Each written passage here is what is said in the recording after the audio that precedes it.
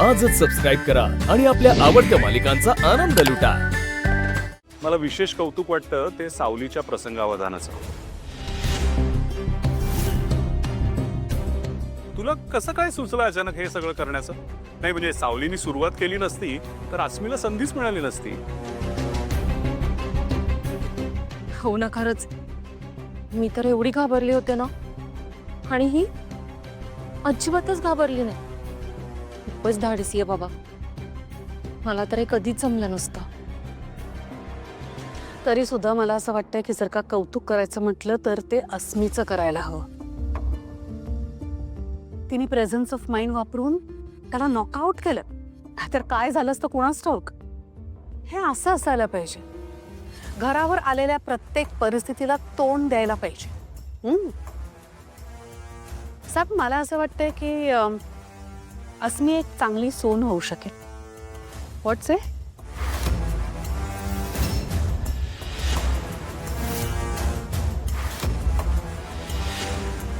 Sarang,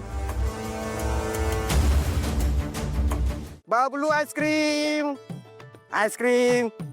madam, काय सर्वांनी मजा केली, कमाल करून टाकले बघा। अस्मिताई, तू तर काय बाबा, काय नियम आहे तुमचा। तुम्ही ना इथे राहायला नाही पाहिजे होते, म्हणजे क्रिकेट खेळायला पाहिजे तुम्ही। ऐश्वर्या, तुम्ही पण घ्या, थंडगार वा। आईस्क्रीम, बाबलू आईस्क्रीम, आईस्क्रीम घ्या। ते म्हणतात ना, एकच वादा आमचा सारंग दादा आहे। बंदूकला तर तुम्ही घाबरलेच नाही, माझी तर घ्या। सावली वहिनी, अहो तुम्ही तर मसालेदार फायटिंग केली आहे। तुम्ही त्याला मसाला दिलात, आता मी तुम्हाला आईस्क्रीम देणार। ते काय बोलतात, ते मॅटर जेवढा गंभीर, मेंढरच्या सुना तेवढ्याच खंबीर।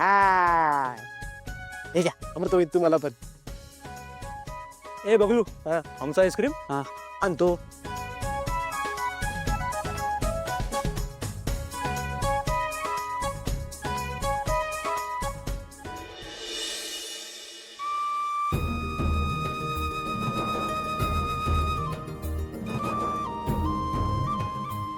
काय करते सावली? वहिनी सारंग सरांच्या हाताला खरचटलाय म्हणून मी लेप बनवत होते त्यांच्यासाठी। बरं बरं, बनव, मी चालले झोपायला। Good night.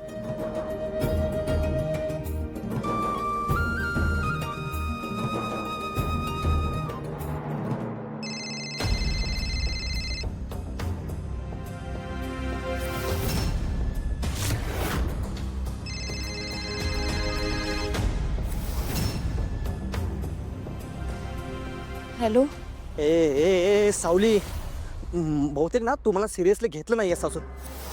तुला बोललो होतो ना मी, त्या सारंग पासून लांब राहायचं, अंतर ठेवायचं। अरे तू काय करतेस? त्याच्यासाठी लेप बनवतेस।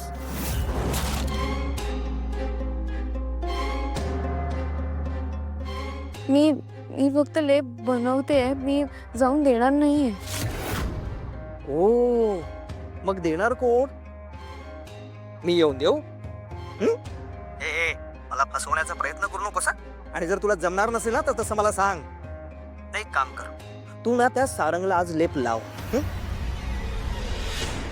बघा त्याचा शेवट करतो का नाही ते।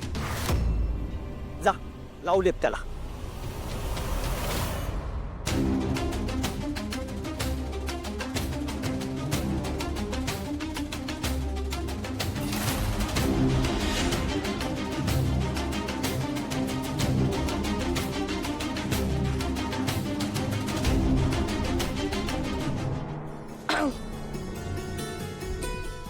अस्मी, सारंग सरांच्या हाताला खरचटलाय म्हणून मी त्यांच्यासाठी लेप बनवलाय।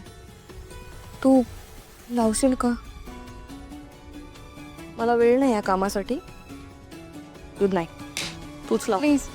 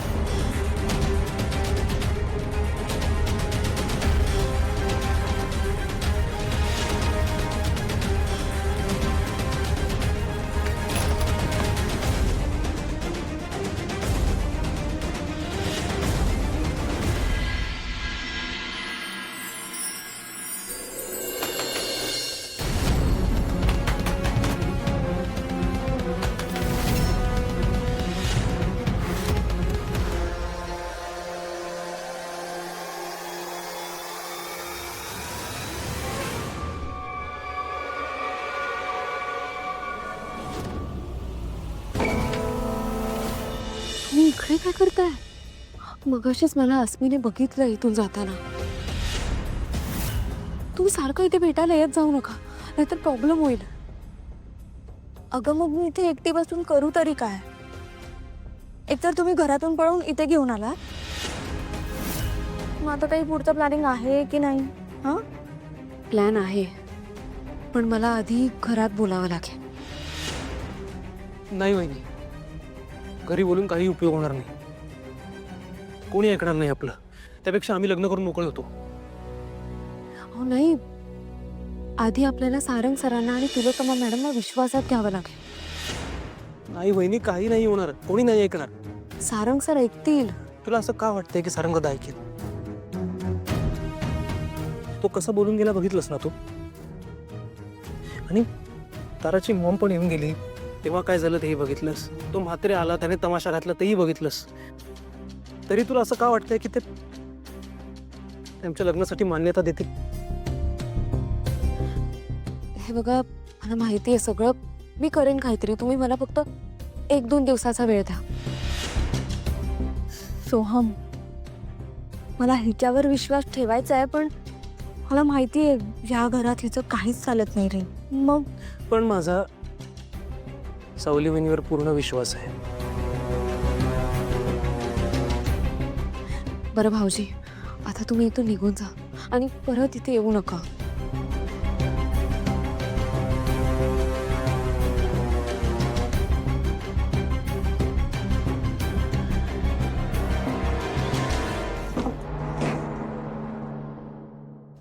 सावली, तू माझ्या लग्नासाठी एवढे प्रयत्न का करतेस हे मला अजून नाही कळलंय. कारण मी जर तुझ्या जागी असते ना, तर जे काही घडतंय ते गप्पपणे बघत बसले असते. पण तू, सगळी माणसं सारखी नसतात तारा मॅडम. तुम्ही वेगळ्या आहात, मी वेगळी आहे.